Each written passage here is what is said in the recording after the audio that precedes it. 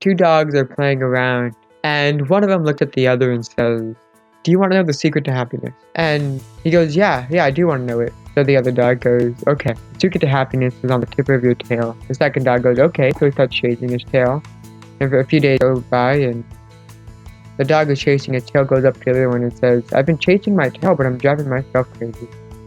You said I would be happy." He said, yes. The secret to happiness is on the tip of your tail. But the trick is to live simply. Do what you're already doing and watch as happiness follows you everywhere you go.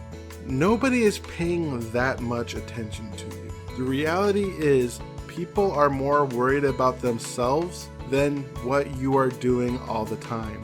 It is time to let that go.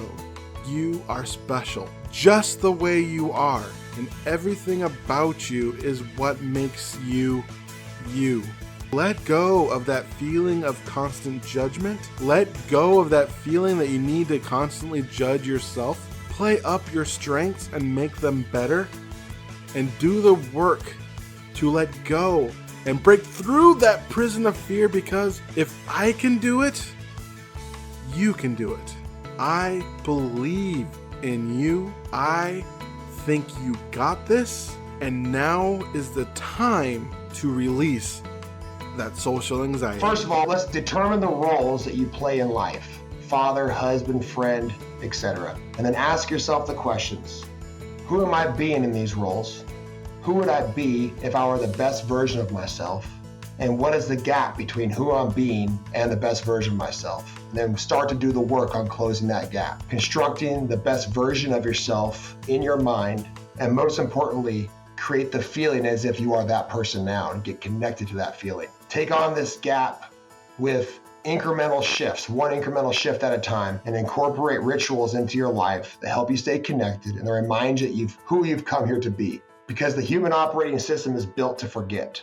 Be willing to address your shadows, let go and surrender the old self, for the price of the new life is the old one. And most importantly, have fun and celebrate every win along the way. I want to invite you to the possibility of living in a world where you can trust yourself, where you can feel confident in your ability to have your own back and to love yourself. And I want you to know that this isn't just a dream, that this is your possible, potential, very realistic reality. And that what it takes to get to this point is the realization that everything that you seek, everything that you long for is right inside of your heart. And the key to finding it is through walking through the walls that you have built around your heart, tearing those walls down. And those walls are things like sadness and fear, different judgments that we have against ourselves and others, and criticisms. When we can face these walls and begin to take them apart, suddenly we find this abundance of light and love, joy and creativity and truth shining from our own hearts. And it is in this place that we know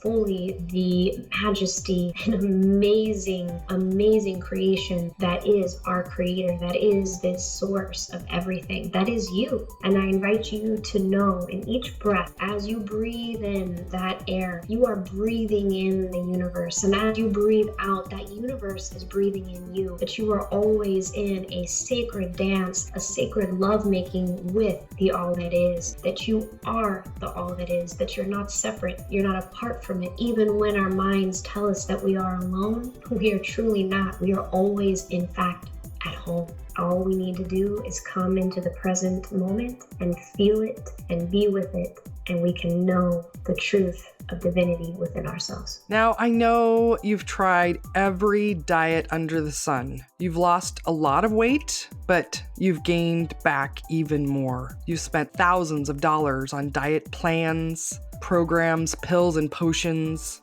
And I know you feel like a failure. Every day you wake up thinking, this is the day I have to get it together. But I'm here to tell you, it's not your fault.